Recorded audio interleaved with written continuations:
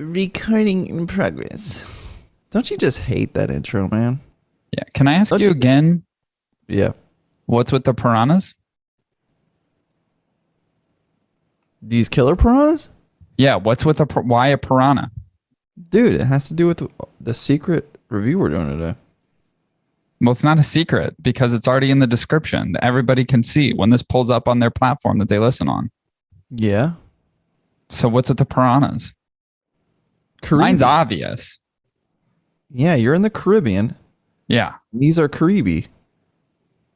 There's a piranha called a Caribe piranha. Yeah, dude. Can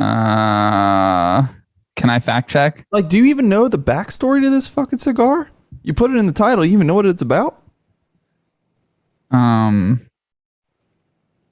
Is there really a piranha called the Caribe piranha? Oh my God, Yeah. there is. Do you even know the backstory? Dude, they're only 12 inches long. That's the least terrifying piranha ever. That's a bluegill with teeth.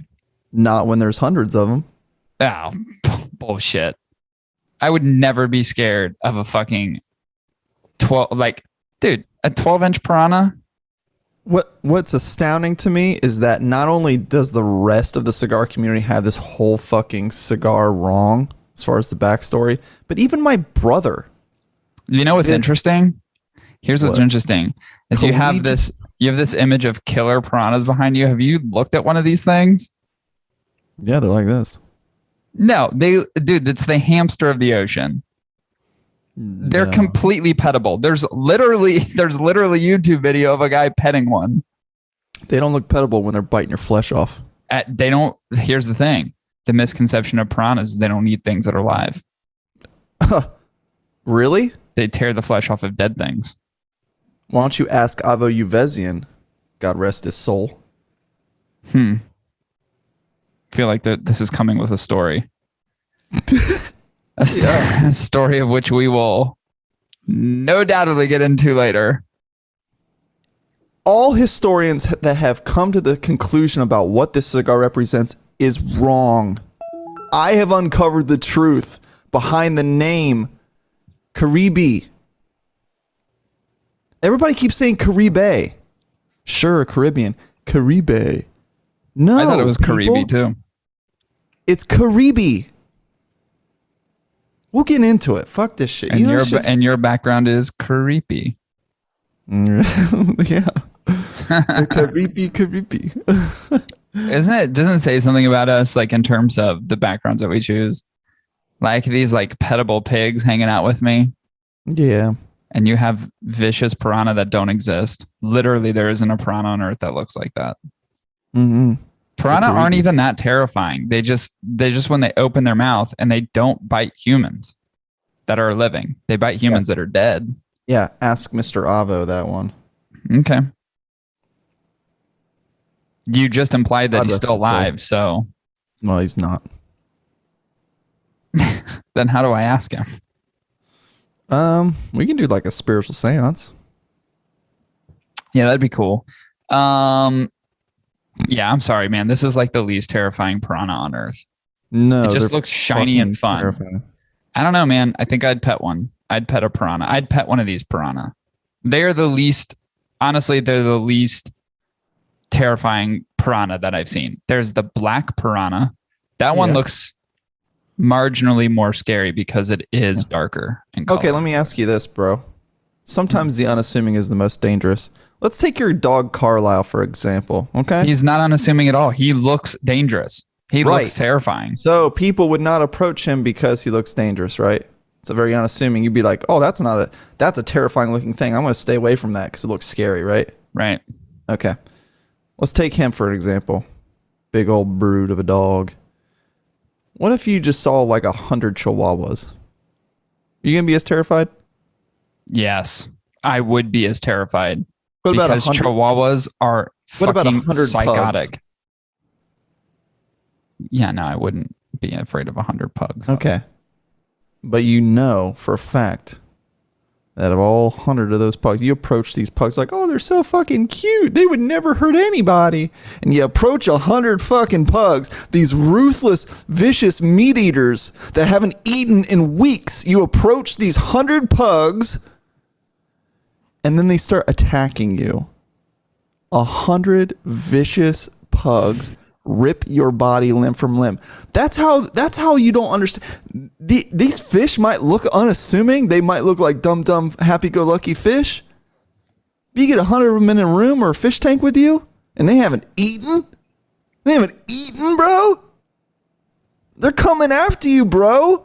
These cute, cuddly fish that you were so just willing to pet willy-nilly, you don't even realize there's a vicious predator under there.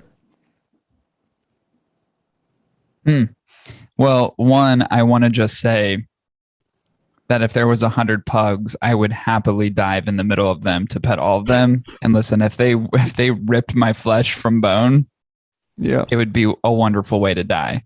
Although I know that wouldn't occur. Chihuahuas, on the other hand, I don't trust. 100 Chihuahuas will kill you. Could you imagine the sound cacophony of like all these snorts?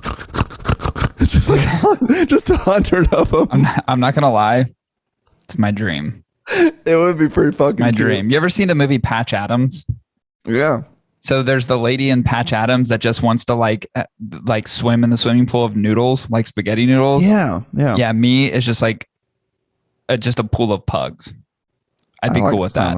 I would love my last days on Earth, like one of them to be me just swimming in a pool of pugs.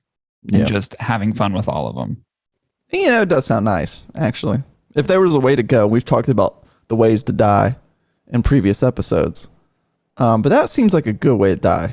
What's a way that you've like thought in your head, like, man, that'd be a cool way to go?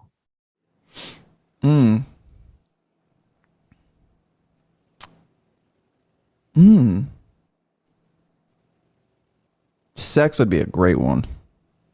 Would it though? Like David Carradine? Although like that was self-sex. Like praying mantis style. I just talked to someone about this recently. But like apparently the way it works with praying mantis is that like the female during sexual relations with a male praying mantis during intercourse, apparently she will like bite off the head of the male. I've heard that. Which causes him to spasm into orgasming, I guess. So it could be a very intense arousal for one's physical ending. So to just be at the height of a climax as your head comes off.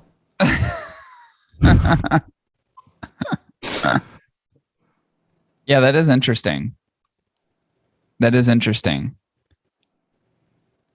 Yeah, because I don't know if I would like it or hate it.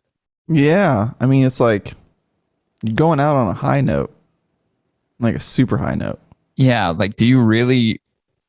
It's weird. It's like maybe with the act of climax, your head popping off isn't that big of a deal. Yeah. No pun intended. Like you're in a moment of oxytocin release. It's like the one contributing factor to having such a strong arousal and connection to someone, right?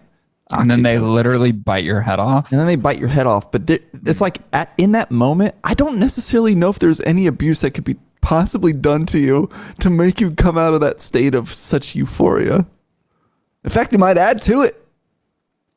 I don't know. I'd just rather be choked or something, you know? I don't know that I necessarily... Like, I don't have any sort of affinity to like losing my life during a sexual act. But, you know, if someone wanted to choke me a little bit, maybe, you know, I'd be cool with that. But I mean platonically, just to be clear. You remember we used to do that to each other when we were younger? Yeah, we used to make ourselves pass out. Yeah. Looking back on it, it's pretty dangerous. It's a pretty dangerous thing we did. We would literally choke each other out. You'd be like, fucking make me pass out. And fucking you would just black out. We used to do it in the school bathroom. Like a bunch of us, like during periods in between classes, would go into the bathroom in middle school KMS and make ourselves pass out. That was our That was our Tide Pod challenge. Mm-hmm. I remember Joey Root. God rest his soul. I don't know if he's still alive, but he was a super heavy person then. No way he's still alive. If he is, he either had gastric bypass or he is. Yeah. I mean, just bedridden. Easily over 300 pounds, even in middle school. Seriously. Dude, there's more than that. And I remember he's the one that pressed on my chest to like make me pass out in the bathroom with like a group of guys around us.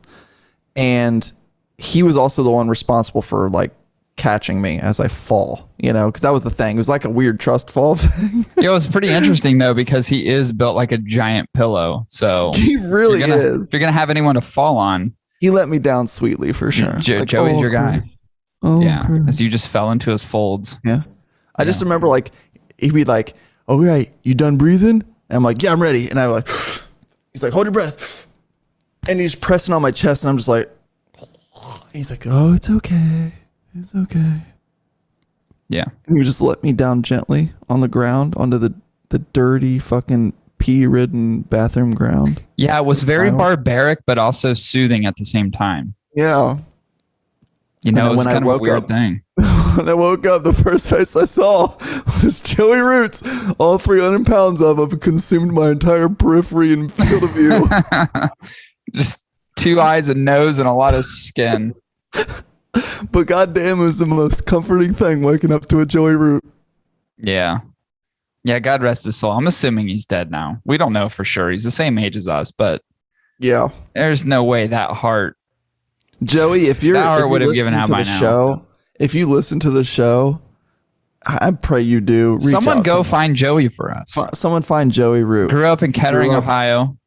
Mm-hmm. Joey Root, just a sweetheart of a boy. He was a real nice gentleman, but I'm pretty sure an aorta had to have ruptured at some point if he didn't lose any weight. Actually, I'd love to have a beer with him. I really would. Well, he was a cool kid. He really was. Maybe a tomato juice. Yeah, something healthy. Yeah. Maybe a seltzer, right? Let's not go with beer. Let's not be an enabler. Dude, wouldn't it be wild if he was super jacked now? It would be impossible.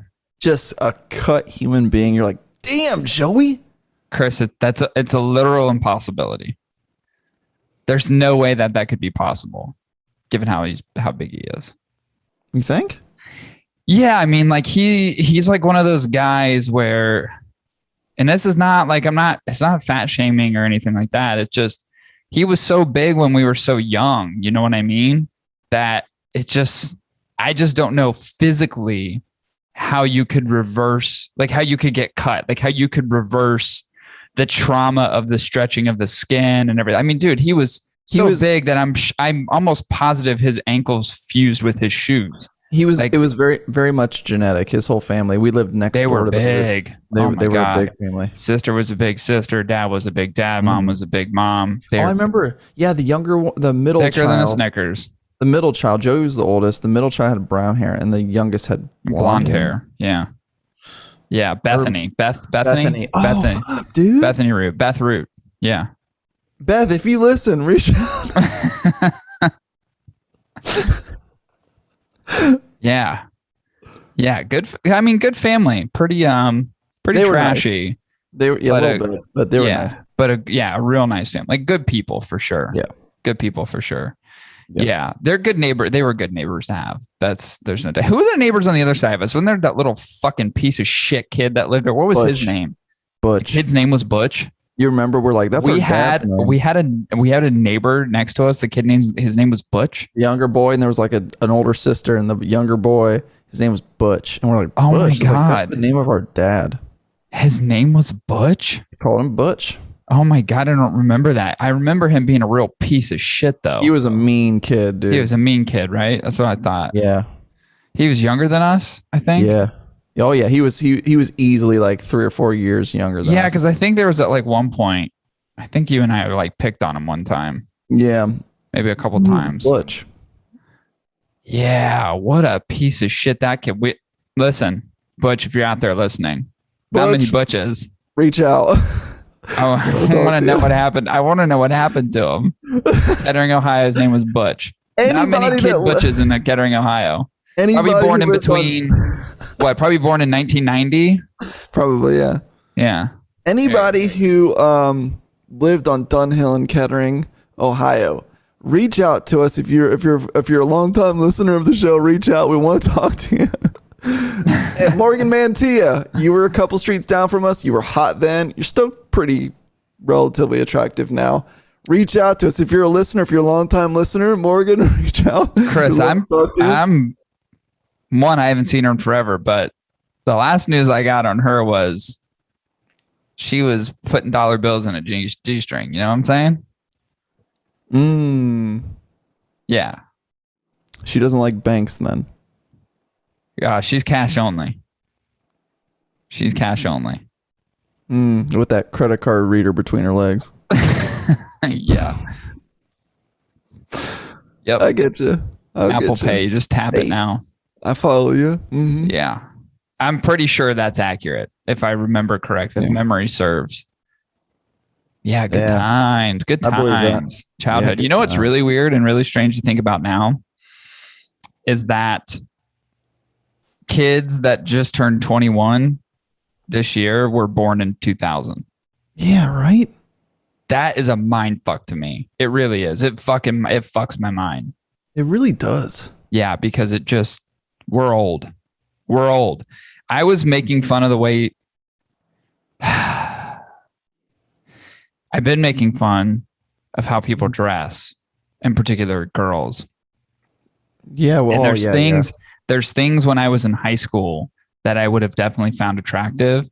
And I see some of those things now and I just go, what is wrong with you? Put some clothes on. What are you doing? Your father would be disappointed. I'm not even a dad. I don't even have kids. I have no skin in the game. Yeah. And even I'm going, put some fucking clothes on. What are you doing? I'm old, Chris. I'm old. I'm old. Please explain to me that they have these such high-waisted jeans, yet both of their lips are going down each leg. Explain that to me. Spilling over. Yeah, I don't get it. It's like, why is it so tight in the crotch, but your pants are like way over your hip bones, like all the way up to your bottom of your rib cage? The high-waisted things are weird, and it's just to keep the stuff that's more free-flowing in the midsection in and tight. You know what I mean? It's just about keeping it high and tight.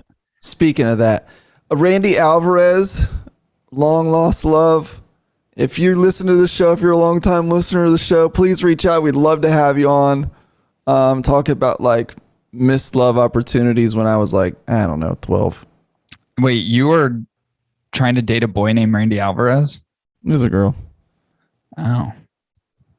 I don't remember who that was. Amanda Buckley also. Oh, I remember her. Growing up. Wouldn't date you now, but I'll tell you this. You can still go out for a Starbucks or something. Cute to me when I was younger. I remember you coming to my birthday party where my dad, God love his soul, got a limo for me for my birthday. Invited my friends. I invited you. You came. We were all in a limo. It was so cool. Caitlin Jusky, I remember you were there too. Amazing to have you as well. Thank you. Had all these close friends. You remember these names.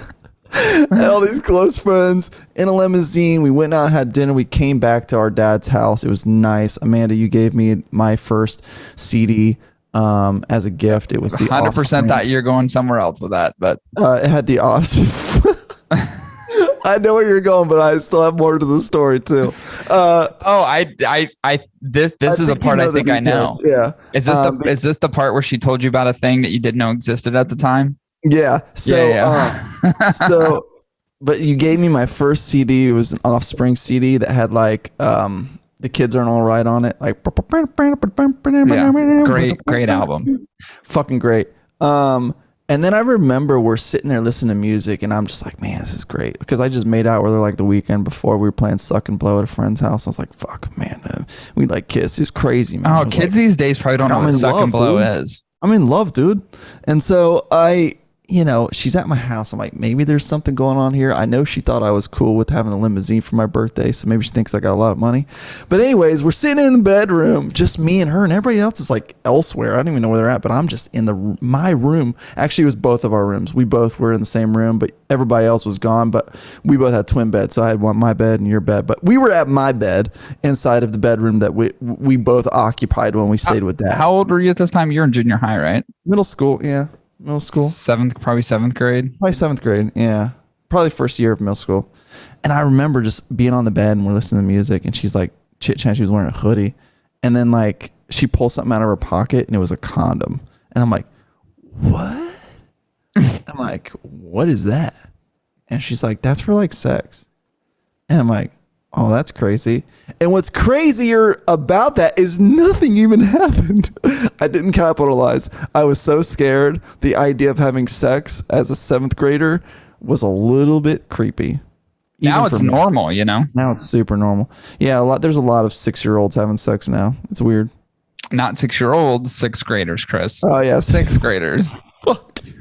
Yeah, sixth graders. Yeah, that's interesting. That's interesting. Yeah, I do remember that. I remember that because I remember you saying something to all of us like a day or two later, like, you wouldn't believe this thing that I heard about that you could do. And this thing that she brought with her. You could put this on your wiener and you can't have babies. How many kids, 2-part question. How many kids do you think she has? And how many dads do you think are split between those kids? Ooh, that's a great question. Amanda Buckley, if you're a longtime listener, I want to know how many kids you have. 3. How many men? With 2 or 3. I would say 2. And she probably has 2 kids.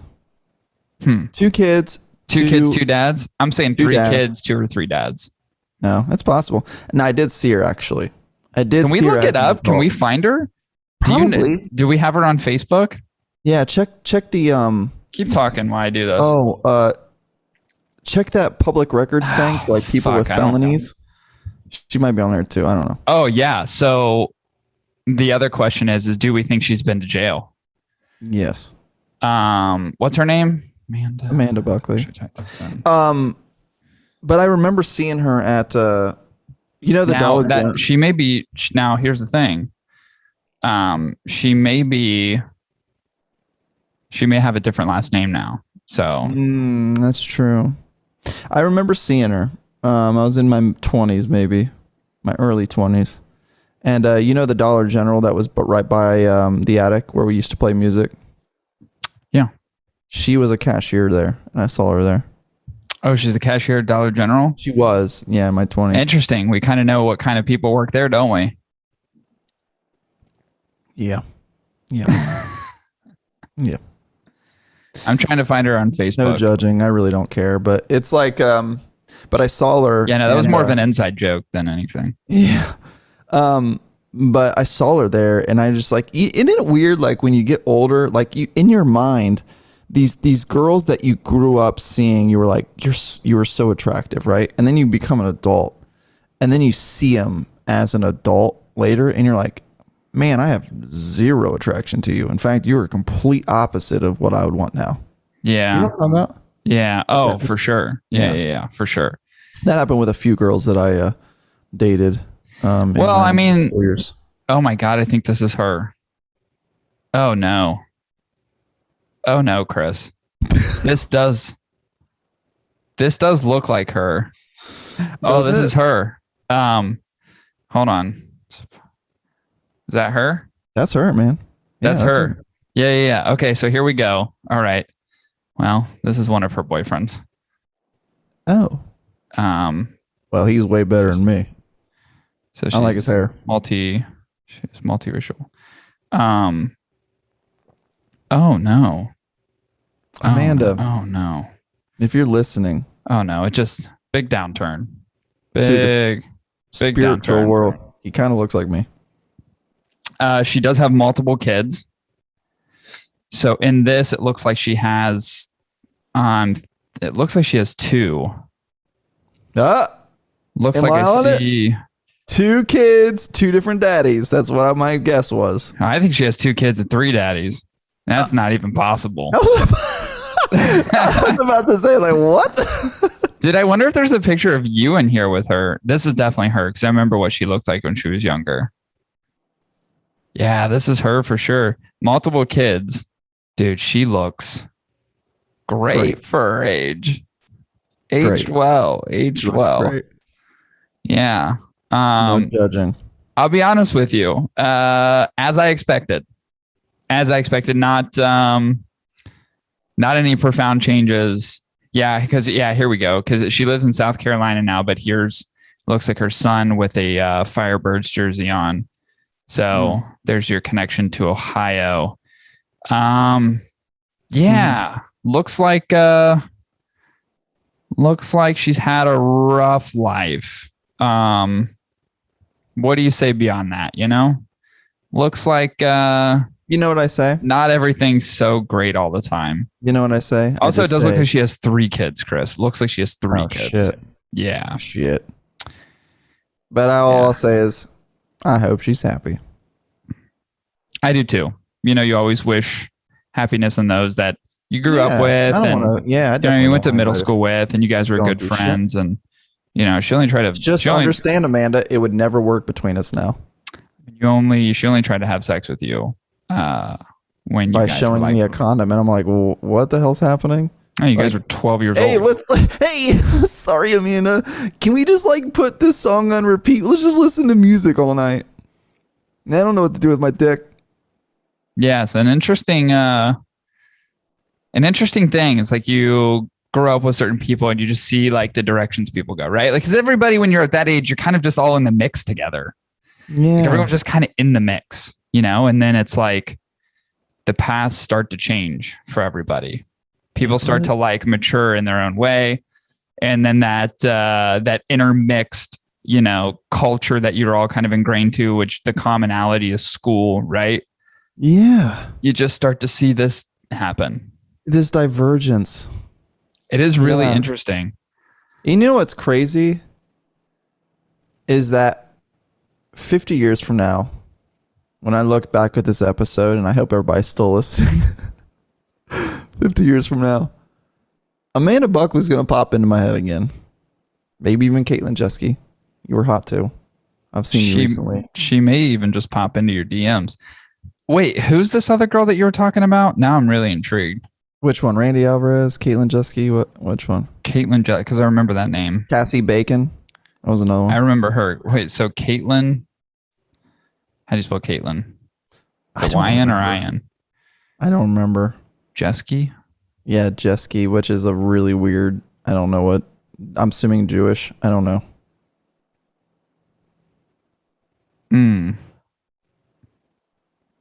And then there was Rachel something, but I keep wanting to say Rachel Maddow, and that doesn't make sense. There's 2 Caitlin Jeskes that I see, and one is very unfortunate, and one is not very unfortunate. Show me each one. I'll pinpoint it. Maybe I won't. Let's go to the more. Let's go to the more unfortunate one. Okay, let's get the bad one out of the way first. Look at the one that looks like a human potato. Yeah, that's not her. So that's number 1. Yeah. What if this girl? I always think about what if these people see this episode?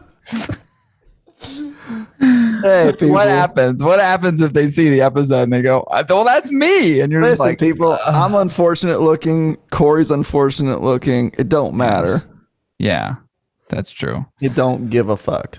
I don't think this is her either, though. Looking, it don't matter, but it either isn't available or can't be played right now. Did you hear my Google? Yeah, I heard it.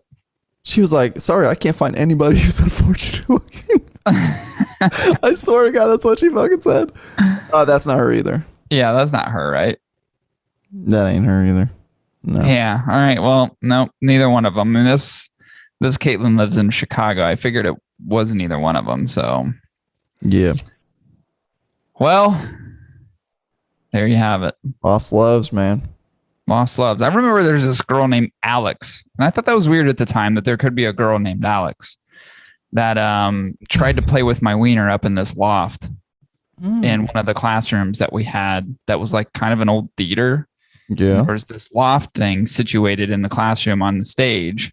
Sure. You could climb up to, and you always had like time. It wasn't recess, but it was like time in between class or whatever that you could, hang out and, color or, do hood rat shit. Handies. Yeah. Yeah. She tried to touch my wiener while I was up there. Mm. And at this particular time, I was in like maybe 3rd or 4th grade. Like I didn't even touch my own wiener. No. And here's this stranger, Alex, trying to touch my wiener for me. Yeah, before puberty, all boys' penises look like little juji fruits hanging from their body. Yeah, it's honestly like just the end of a thumb. It's like a belly button outie just hanging from our crotch. Yeah. That's all. Yeah, and by the way, you're not going to stimulate it. No. You know what I mean? Not at that age. Push it like a button, maybe. If you do, it's completely unsexual. You know what I mean? Yeah. It's not like I'm going to sit there in 4th grade and go, I'm aroused. And be like, no, why are you touching me like this?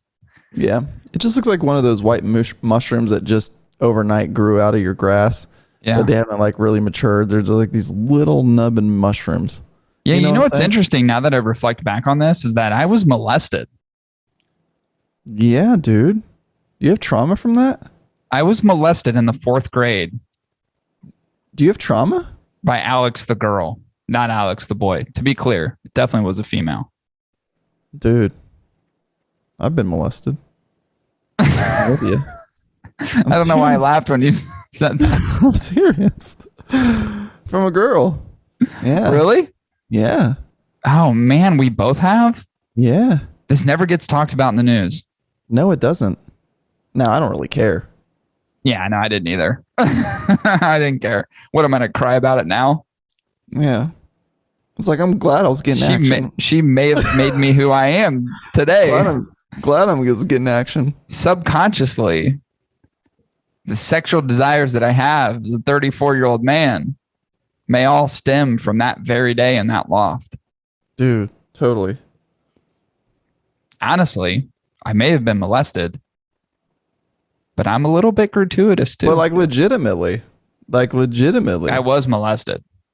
But back then, times were different. Girls wore fucking sweatpants and white tennis shoes. It was very unassuming to be little sluts. Yeah, that is true. There's no booty shorts. Like that stuff didn't exist. No, nowadays, a young girl looks like she's trying to be like she's a middle schooler. And you're like, why are you dressed like that? Yeah. I have a hard time with that. Because I see that and I'm just like, what are your parents doing? Like, what are they doing? And is it the assimilation to society? Is that what it is? Is that why it's just like you look at it as okay? I just look at it as, I think about things like that. And here's the dad coming out me, and I'm not even a dad. But here's what I see when I see that. I see where we always hear, and there's this idolization of certain people that exists in the world, right? Like Kardashians are probably the example people primarily use most of the time, right? There's this expectation, there's all this pressure. But at the same time, there's the feminism that exists around like all the other, I don't know, it's like two conflicting worlds that exist. It's like the pressure to be and to act like this and do these things to assimilate in society, to assimilate as a girl. And I think pressures exist on both sides. I think it's much more challenging for girls. And then there's the feministic attitude that exists too. But it seems like a lot of times those two things are conflicting. They're very polarizing. I have a hard time with that because, and I think there's a parental concern that should exist here. Like if you're letting your kid dress and act or have an attitude that is more sexualized as a literal child, like an actual fucking child. I don't mean like grown teenager who's a junior, senior in high school. That's different. I mean actual young girls that do not have any sense of emotional maturity, whatever, dressing and acting a part as something that is sexualized. Yeah. That to me is like, that is like a societal fucking faux pas. Oh, dude, I was going to say the exact same fucking word. Yeah, faux pas is and so cool. It sucks to fucking see because then it's like You see, you get women who get objectified, right? Like you get young girls who do that. And it literally in the most impressionable times in their lives go through these small series of traumas, right? I'm not pretty enough. I'm not good enough. So now I have to react. I'm not pretty enough. I'm not good enough. I have to react. But they get into an adulthood and they have been shaped by all these fucking experiences. And then they end up being prostitutes. I could be totally wrong. And if there's any females listening to this episode, I'd love your opinions. About 3%, Chris. About 3%. I'll accept the reality of my misjudgment or terrible perspective. I like the fact that you're prefacing this. That means there's something good coming. But I feel like, why would a girl begin to dress like that anyway, right? It's for attention. So when I think about that narrative, that the reason a girl would dress in such a way, it's for attention. Either they've been taught that or they've learned that in order to have love, in order to have attention, in order to feel accepted, I have to dress a certain way and look a certain way. Right. Yeah. I could be wrong, but that's how I honestly see it. Like, that's the only reason to me why even kids in elementary school or middle school and clearly high school would dress inappropriately like that. Yeah, it's a vicious cycle. I remember one time a girl walking down the hallway in high school in just her bra. And she was trying to make a statement in the fact that, like, the teacher told her to change shirts because she was wearing one of those, like, spaghetti strap tank tops. And was pissed that the bra was showing, and the girl's like, okay, I'll change my shirt. And she literally just took it off in the middle of class and just started walking down the hallway. You're like, what? But in high school, I was like, that's hot. As a boy, you're like, that's fucking hot. That's hot. Like, your hormones are through the roof. It don't matter who they are. Yeah, because at that time I was a junior or senior, and I don't even know who it was. And I was like, God damn, girl. God's honest truth. Guys, this is a crazy episode already. but guys, you cannot deny when you were in middle school and even early high school, the amount of uncontrollable boners you had in school where you had to tuck your erection up underneath your pant, like, waistband. Dude, there's times where I felt like my wiener was a detachable rocket. Yeah. Like, at any given time, it was like a bottle rocket. I could hold it in my hand, and if I just let go, it was going to shoot across the sky. Yep. I remember this, dude. So remember how we used to just wear, like, goofy ass clothes, like bright colored pants, shit from, like, thrift store?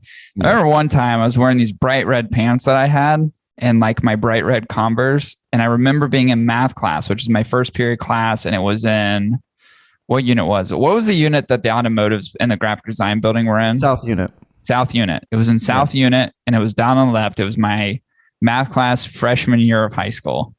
And I remember being in class one day and the bell rung to leave class, but I couldn't get up. Yeah. The bell rung and my teacher's like literally looking at me, didn't say a word. And he was like a tall, like, ugly looking dude. And he's just staring at me, and I'm just sitting there. I'm like acting like I'm packing my stuff. It's like, I'm packing my stuff up for like 2 minutes, and he literally was like, Cory, I've got a class. I got another class coming in any minute. You got to go. And I was like, oh yeah, just a second. How much time do we have? 7 minutes? Was that what it was? 7 minutes? I don't even think. I think it was classes? 5. Maybe it was 7. Yeah, because the buildings were so big that if you were on one from the other, it was 7 minutes. It probably was 7 minutes. I took every bit of 5 to get up out of that seat. Ooh, yeah. Because I was going to walk down the hallway, fucking flag flying high, for every girl to see. Yeah. It was just, and here's the thing. I'll be honest with you.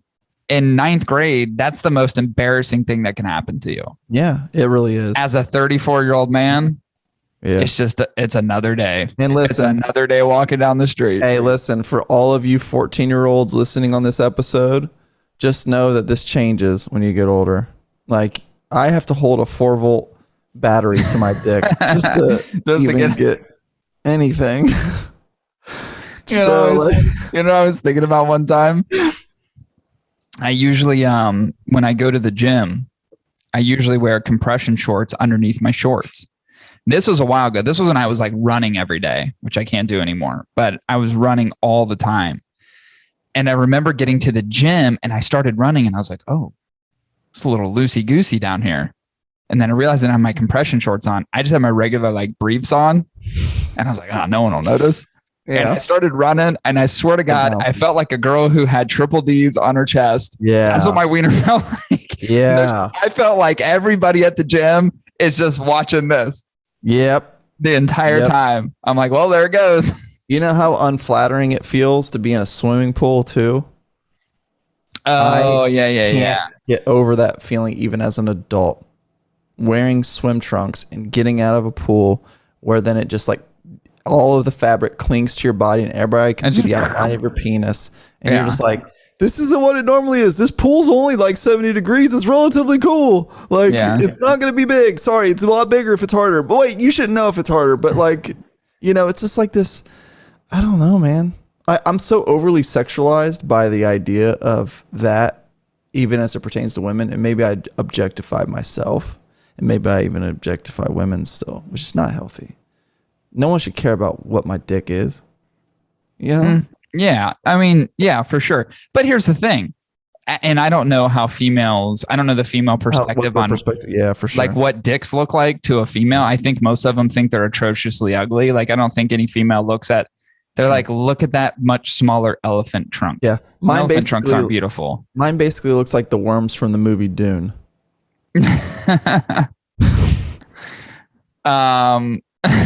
Cool.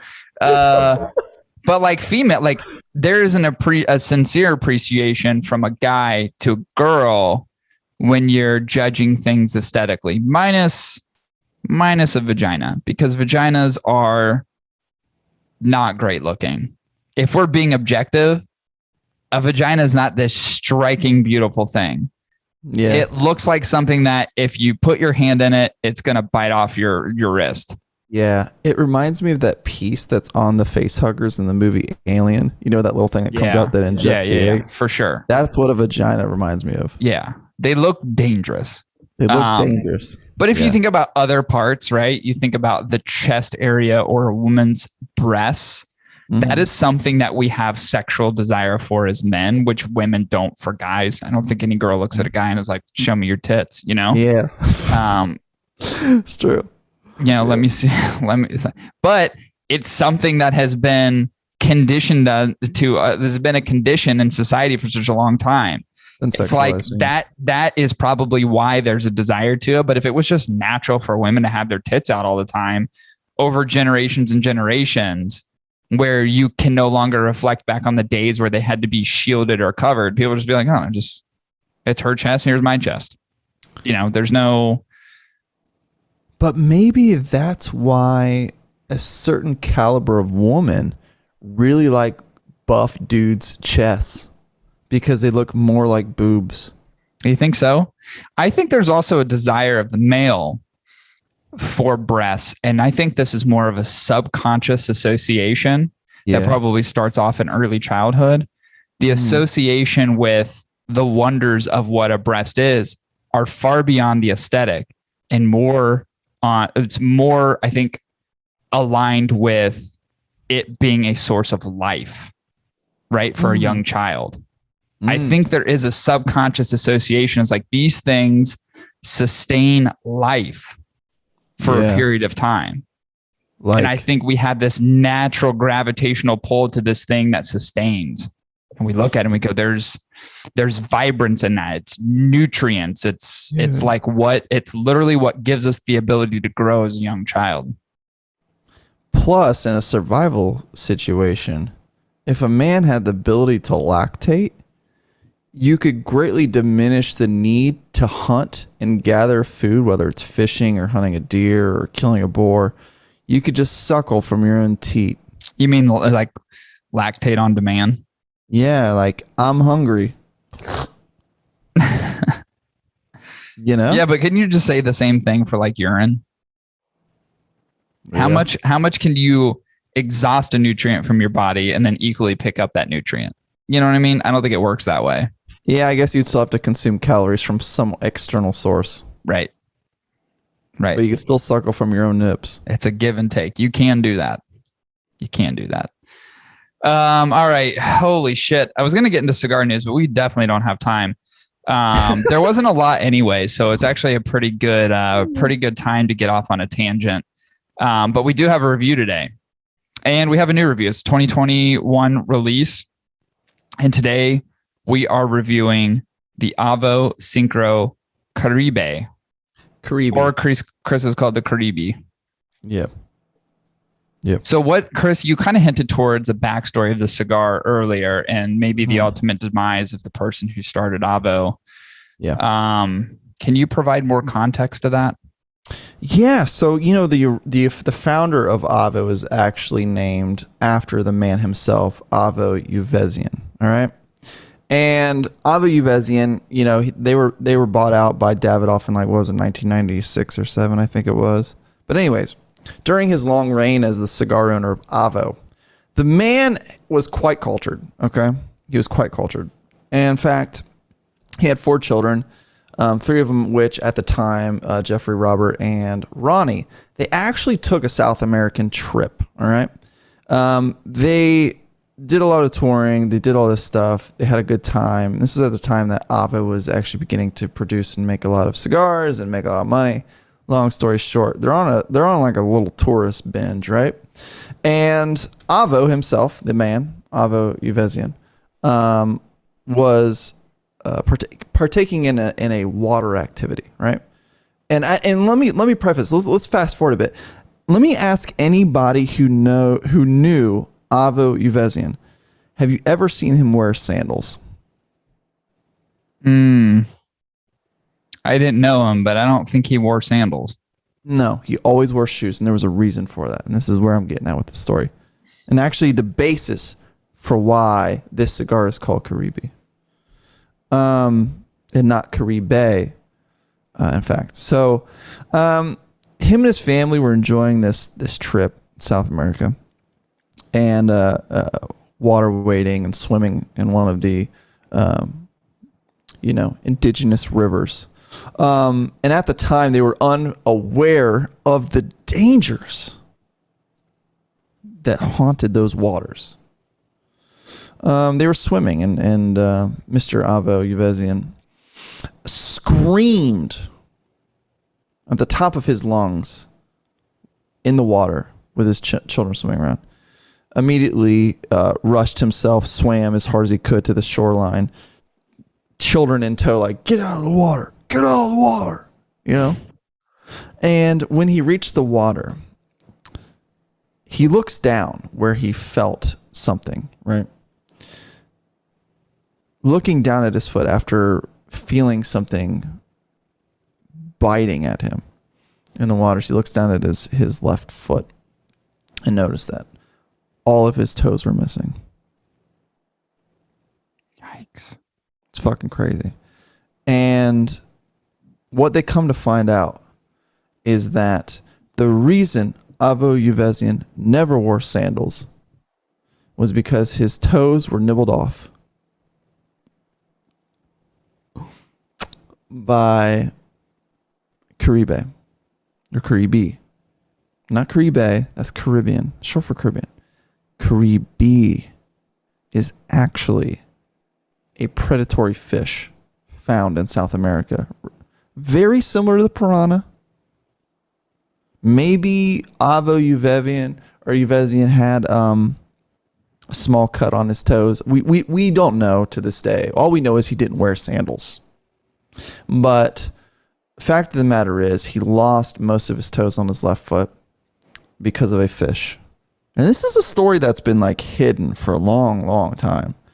Until Davidoff obviously decided at this point that they wanted to release something to commemorate his lost toes, which was the Caribe, the AVO SYNCRO CARIBE. And it's not Caribe. I know all these historians are talking about the history behind the Caribbean and all that stuff. And yeah, there's some associations you could make to AVO and the brand and the history being linked to the Caribbean. But they're wrong. It's actually in relation to AVO Uvezian losing his toes in South America to the Caribe fish. How fucking crazy is that? It's pretty crazy. Didn't you say something earlier about him being dead? Yeah. Yeah, he died in 2017. But not from his toes. Not that I'm aware of, no. Okay. All right. I thought maybe he died of his wounds. And that's what you were getting at earlier. But it sounds like he lived a relatively normal life minus having toes on his feet. He just didn't wear sandals. Yeah. Okay. Wow, that's crazy. Isn't that crazy? Interesting story. Yeah. Yeah. Yeah. The tales of AVO, you know? Yeah, dude. Did his toes synchro to the bottom of the sea? Fucking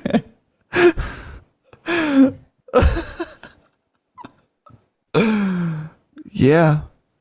Some say if you're down there, he was known for wearing toe rings, so he's got a lot of gold on those toes. Fucking bottom of the ocean. Oh, shit. All right. Let's get into the breakdown of this cigar. God rest his soul. Amazing man. God rest his soul.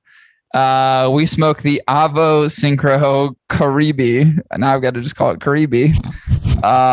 Which comprised, and actually, again, this came to us in 2021, so this year, just released, Ecuadorian wrapper, Dominican wrapper, Ecuadorian binder, and Nicaraguan Dominican filler combination. We smoked it in a traditional Robusto 5x50. It comes in just under, and by just under, I mean like 2 pennies under the $12 price point. So call it 12. Robusto, pretty pricey. Let's just call it 12. Let's call it 12. Yeah, I want to be accurate though, you know? So yeah. Let's get into it. Chris, what did you think about the construction of this new Caribe? Listen, this was kind of interesting. You know, I had a squishy foot. Like when we tend to give a good once feel over, you know? You know who would love to have a full squishy foot? Who? AVO, but he's missing his toes. Dude, that's true. That's true. Dude, there's something to that. Also, do you ever think about how we have something called the head of the cigar and the foot of the cigar?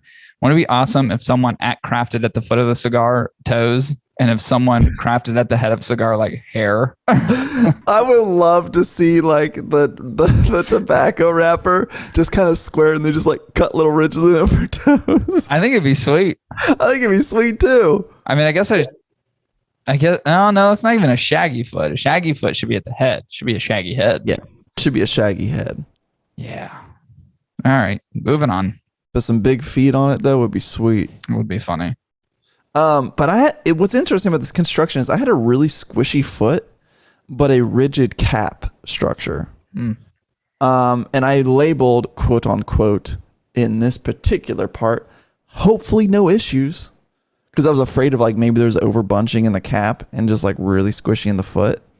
But you know what's cool about the wrapper, the wrapper itself, it's a very dark brown fuzzy kind of wrapper.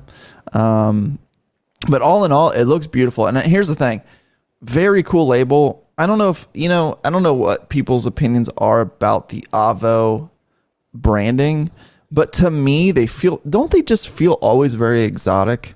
Yeah, for sure. Yeah, I actually like the AVO branding a lot. I think it's pretty cool. And I really like bright colors, usage a lot of cool bright colors. Think about like the Ritmo and the Nicaraguan, a lot of orange, a lot of teals, purples and stuff. Like, yeah, it's very vibrant. It's a very vibrant look for sure. Good looking cigar, no issues with cap or anything like that. But I did note, man, I hope this don't cause a burn issue with the squishy foot and the rigid cap. Interesting. We'll find out about that. We'll find out about that in just a few. I thought it looked really aesthetically pleasing. I like the color on it. So kind of that rich medium brown, a little bit on the lighter side, like a light medium brown. Fairly smooth wrapper in terms of like it's very cylindrical. It's very symmetrical. It did have a slight fuzziness to it. To me, cap structure was as lazy as it gets. It just looked filthy at the top. So it's weird how you have a very aesthetically pleasing cigar, you know, when you look at it, like really well defined in terms of like, it just looks crisp. It looks clean. Reminds me of kind of like a Plasencia cigar. And then you move towards the cap and you go, well, someone just got fucking lazy at the end now, didn't they? So that was a little annoying and disappointing, but overall, I thought it was pretty damn good. Yeah. What do you think about the burn? Did you have that challenge that you anticipated? Not as it pertains to, like, I was concerned, like, I'd get really tight draws, you know, and I have to constantly relight or something like that. I didn't have that issue, thankfully. Thankfully, I didn't have that issue. You know, it's a 2-3 puffer, decent smoke production, enough good resistance. But what I did find interesting about the wrapper burns, I said this, quote unquote, maybe some of you have been out west in the great United States. For those of you who are living abroad in other countries around the world, you're not going to get this reference. But there was some serious plateauing going on with my burn. Like this, like if you were to go out west, right, to the mountains out west, your plateau is a flat top surface on a mountain, like scape, right? And then it's down, right? It's like a flat top and then straight down and then it's the ground. I had so much of that. It was like such a weird burn line that I was like, am I going to have to touch that up? I don't know, maybe. But I had this just really wonky burn line that thankfully I didn't really have to like correct. But it was a very peculiar burn line, like super peculiar. And I know we've talked about this. This was box pressed, right? No, it wasn't. Yeah, that's right. Because I was about to say maybe it was like the corners, but yeah, it wasn't box pressed. But it had this really weird burn line, and but it had a really nice medium gray ash. You know, it's not like a white ash like you might see. That's indicative of like most cigars. But I like to see kind of like that dark, rich ash. It reminds me of Cuban cigars, kind of, doesn't it? When you get that like dark gray ash. a little bit. Yeah. But all in all, I thought the burn was solid. I just had a really fucking weird burn line for most of it. Yeah, it's interesting. For me, you know, shitty cap structure, but otherwise good construction. On the burn, it's absolutely fantastic. It's a really, really, really good draw. Tons of fucking smoke in this cigar, which I love. Obviously, those two things going hand in hand, paralleled with each other, or just make for a wonderful experience. It's a great way to start off a cigar when you start smoking it. Effortless burn overall, incredibly consistent. I thought from a burn perspective, it's probably one of the better cigars I've had in a while. It's very, very good. All right, Chris, what do you think about the flavors? This is the most important part, people. It is, and it's supposed to be indicative of like this, the Caribbean feel, right? Like light, breezy, kind of the whole. I mean, that's the way that it's been articulated to us in its release. So, was it that? What was it, and what wasn't it? Here's the thing. So, there are certain AVOs that I do appreciate. All right, there are like the Ritmo. This cigar was slightly different than some of those other ones. It's Caribe. Fishy. Very fishy. No, I'm joking. Funky, sharp bitterness, which was interesting in the beginning. Kind of nutty and kind of woody. Would I say it takes me to a place that I feel like I'm in the Caribbean? No, it wouldn't. But it definitely had some interesting flavor characteristics going into it, even in the very first initial few draws. Like that, there was I don't know how to describe it other than funky, sharp bitters, but there was just a slight weird aromatic to it. There was this like overly pronounced bitterness that wasn't like licking a salt lick or anything weird like that, but it was just like a weird, interesting bitterness mixed with this nutty, woody vibe. Now, for the first part of it, I was like, this is kind of weird, but I kind of like it. Yeah, I think I like it, right? And I'm just constantly smoking it, and I'm enjoying myself. I'll admit it. I was enjoying myself for the most part. Very consistent flavors. Not a whole lot of change-ups, and the spice was so mild. Maybe that's what the Caribbean's supposed to represent. It's just like, you know, like mellow, chill, not overly hot. I don't know. Like, when you think of the Caribbean, how would you describe the Caribbean, bro?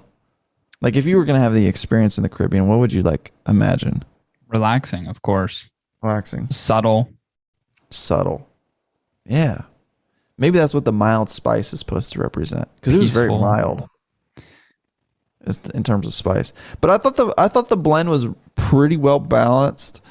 there's some funky flavor to it, especially in the beginning. That I was like, that's kind of weird, but I kind of like it. Good, kind of fun change up. But all in all, I really did like the flavors. But maybe not for everyone. But that's my opinion. That's just my opinion. But I liked. I did like some of the characteristics of the flavors. Interesting. It started off with, like, I agree with you in terms of that pepperiness, right? That you traditionally get in the start, and especially because there's a Nicaraguan component that exists in here. It's very subtle. It's light. It's not long lasting. To me, the cigar, I mean, I think one thing that in the way that the press release is articulated, and probably what we'll end up finding out in more reviews that are released about the cigar, is there is kind of a brightness to it. There is a feel that I'd say, like, hey, if you had to create an association with the Caribbean, maybe that's like a good piece of it. Like that citrusy, bright kind of flavor that you get from it is certainly something that I attach to pretty quickly in the cigar. Outside of that, it's a little earthy. It's a little nutty. There's really, really subtle sweetness. The only thing that I guess what I was challenged by the cigar, it had me questioning whether or not I had COVID, because there's certain points of the cigar where I didn't know what I was tasting or if I was tasting anything at all. It was so subtle and kind of numb to me. It was very kind of void of flavors. Like, I feel like if it could have been amplified a little bit more, this would have been a really cool, unique, fun cigar to smoke. But I thought it was so light, and I thought it was lacking so much in like really good, impactful flavors that whatever I got just seemed to be a little dull. You know what I mean? Like if you get a bit of citrus, it's not enough to really kind of please the palate. And if you get some of the earthiness and you get some of the nuttiness, it's so subtle that it really doesn't have a profound impact in terms of the smoking experience. It just kind of exists. Imagine vaping, but not the only thing you're vaping is smoke and no flavor, right? Most vapes, it's like, I can get Fruity Pebbles, I can get cotton candy and all those things. What if someone just created a vape that was just a vape? It was flavorless, had nothing. Man, that was kind of this cigar for me. It was just void of anything that I thought was really special. And I hate to say it, but that's most experiences I have with AVO. Like, I've tried so hard to love AVO because of the association with Davidoff, because I'm a massive Davidoff fan. So you think, I don't know, I gave up on Camacho a long time ago, but AVO, I try not to give up on. It's like, I really want to like these cigars because I do like the branding. I do like this association with Davidoff being one of my favorite brands. So it's like, I want to try them and I want to like them. And I go out of my way to purchase them because I want to find a good experience. And I just don't. And it's like AVO to me in the association with Davidoff, you know, being a sub brand of, it's like the Eli Manning to the Peyton Manning. You're just always going to be less than your fucking older brother who's so much better than you are. And maybe they do it purposely. Maybe they don't want another line competing with their big line. Maybe it's like, it's just enough to have AVO as a brand, and hopefully they get a subset of customers who enjoy their cigars enough that they can create sustainability around that brand. Maybe it has nothing to do with challenging anything else. I just have not really found an AVO that I fell in love with. I like the Ritmo. I like it, one, because I like the box press Ritmo. I think is really good. Yeah.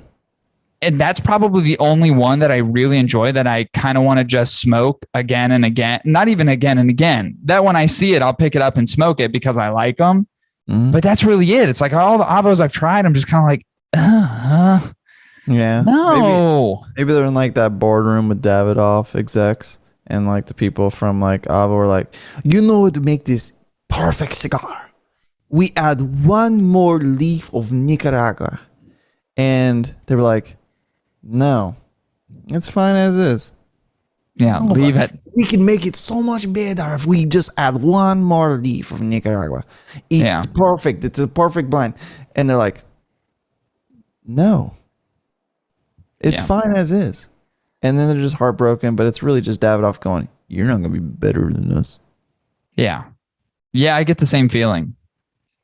I get a feeling that they just kind of stifle AVO's growth. So much suppression, so much. Social justice. We want to make the best cigars, but Davidoff, the evil tyrant, won't allow us to make our cigars superior. They're evil. Yeah, that could be it. Oh, we could be really out base. I just really embodied fucking Avo. If there was a character for Avo, that was it. What if somebody from Avo listens to this and he's like, he's right. This is exactly how we feel. Right. Viva Revolution! Fuck Davidoff. Yeah, either way. Not my favorite in terms of flavor. You know, it's weird because it's like I smoked a cigar last week that was just terrible because it was too much. And then I have a cigar on the other end of it. And, you know, that was the cigar I was telling you about that I'm like, I got to put this thing down. Like, I have to smoke something else. I can't live my life this way. Yeah. And this is kind of the opposite of the spectrum where it's just like, I'm smoking this cigar. I'm like, it's giving me nothing. I didn't put it down. I want to put this down and smoke something else because it's giving me nothing. Mm-hmm. And I get challenged by that sometimes, especially a brand like Avo who's coming in at this particular moment and saying, hey, this is going to cost you $12. I had a rough time with that, Chris. And speaking of, what did you feel about the price point for what you got? Is it appropriate? Is it, we give a bonus, we give a delta? Where did you think it landed? We told Davidoff we want this cigar at a premium price. It's consumer friendly, economical for anybody. We say $9. And Davidoff's like, got a question. Got a question. What? I heard some Spanish. Yeah. I heard a little bit of Italian. Yeah. I heard a little French. And then I just heard a lot of Asian. They're multicultural, man. It's all okay. Okay. Just trying to see who you're representing. Continue. We all speak in one voice. And there's Sylvester Stallone. I feel like it's Davidoff fucking just laying down the taxes. Like, you want an Avo? You're going to pay for it. $12. And Avo's like, no, we want $9. And Davidoff's like, no, $12. Oh, we're dropping your line. Okay. And there's the threat. Okay. Yeah. You win, Davidoff. You win this time. Anyways. Do you want to answer my question? It's a little overpriced. It's overpriced. Yeah, I agree. It's weird. Like, I don't know, just based upon the flavor experience. I told you I had a wonderful burn. It's fantastic. Minus cap structures, beautifully made cigar. Yeah. Burn was impeccable. So good. Just didn't like the flavors of the cigar. It just didn't give me anything. Blame Davidoff. It just didn't get, like, at no interval of the cigar did it give me anything that I wanted. Literally, I was like, I'm going to have to go get a COVID test. Something's wrong here. And then I smoked another cigar. I'm like, I'm back. Everything's good. Yeah, for me, I think $12 is way overreaching. And I think I know why they did it. The AVO SYNCRO lines, there's only a few of them. And this is the next edition of that. And this is like more of their flagship premium release. Certainly, I think it missed in terms of that kind of premium quality. And I say that in relation to flavor. Yeah. So paying $12 for it just seems so unreasonable. This cigar at $8 or $9, I think would be appropriate. And even then, I'm probably not going to smoke it anymore. But maybe there are some people who really like what it's derived in terms of flavors. Maybe they really kind of attach to, everything that they say about the cigars being Caribbean, use of Caribbean tobacco. And there is stuff from other regions, and it is a good, healthy intermix of a different regional tobacco to give you probably hopefully a little bit more complexity. Maybe people are tasting something I didn't.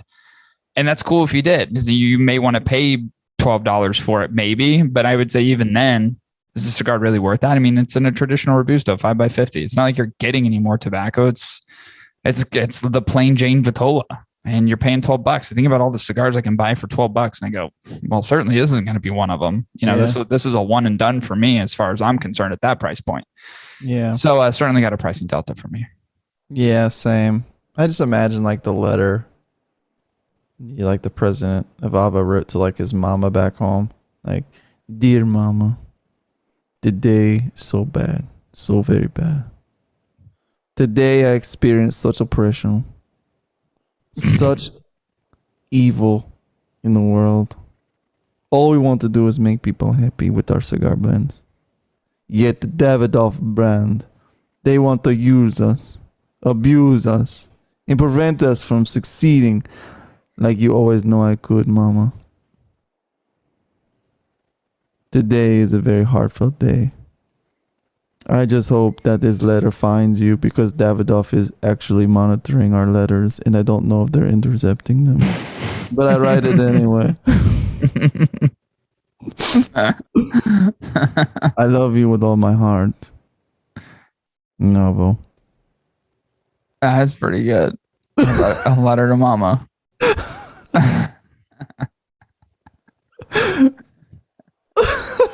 I can't wait to clip that.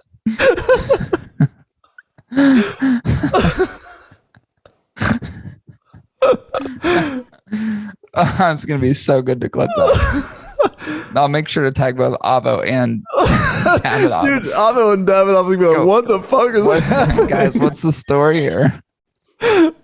Oh, man. That's fantastic. All right. So in terms of score, Chris, where did we land? Where did you land on this one?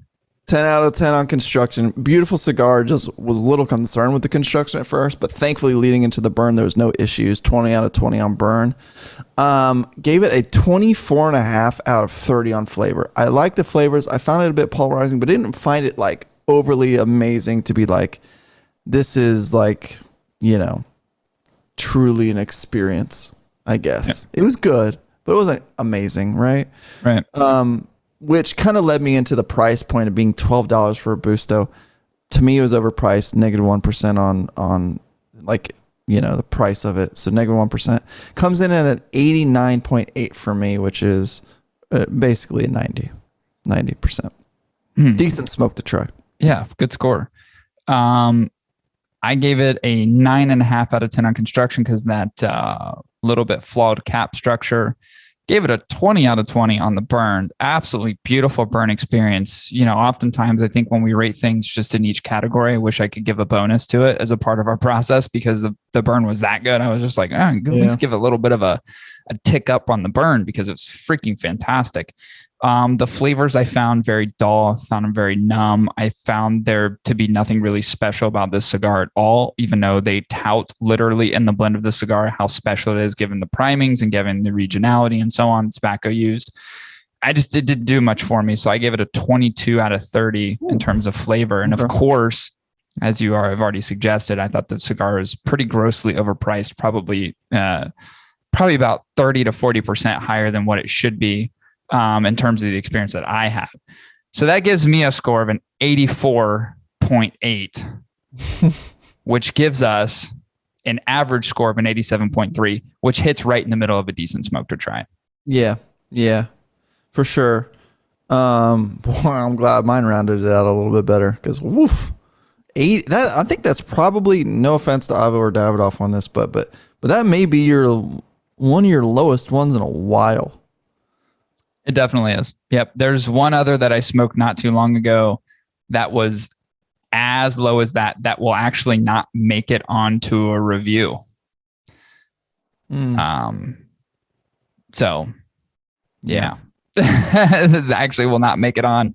Like we won't have it on the podcast or anything. We have reviewed it before the site was kind of dissolved and we were doing the ongoing reviews. So it'll never see the light of day. But yeah, that was that. I think this year that was my technical lowest. Just didn't think, man, it's just, you know what? I think about the cigars that are produced, the tobacco that's grown, and I think about all these manufacturers coming out with such good stuff. And you're someone like Avo, who's part of a very, very, very large brand that has money at their disposal, that has resources at their disposal to make a cigar like this that is just meh. Should have been a banger. It should be fucking outrageously good. And I think that's part of why I really like giving Avo a chance, is because I just feel like maybe 1 in 10, they're just going to knock it out of the park. And that'll be the one that I fall in love with. Yeah. And they just keep falling short. There's too many fucking good cigars out there for a lesser amount of money. There's too many Davidoffs out there. I mean, think about a Davidoff Nicaragua or Yamasar. I can pay $17 for. I'm paying $5 more for a cigar and the same Vitola that I get way more enjoyment out of. I mean, when I smoke those cigars, they are my type of cigar. They're the cigars that I love and I cherish the most. You know my affinity for Davidoff as a whole. They are some of my favorite. The Davidoff Colorado Claro made it officially in my top 4, my Mount Rushmore, which is on episode 214. That was our last episode. Check it out now. And so I think about something like AVO, and you have all these resources at your disposal. You're part of a much larger brand. You have access to so much stuff. You've got the branding machine and mechanism that drives it too. You kind of owe it to everybody to make a really good cigar, and you're just not doing it. You're just missing. In my opinion, you're just missing.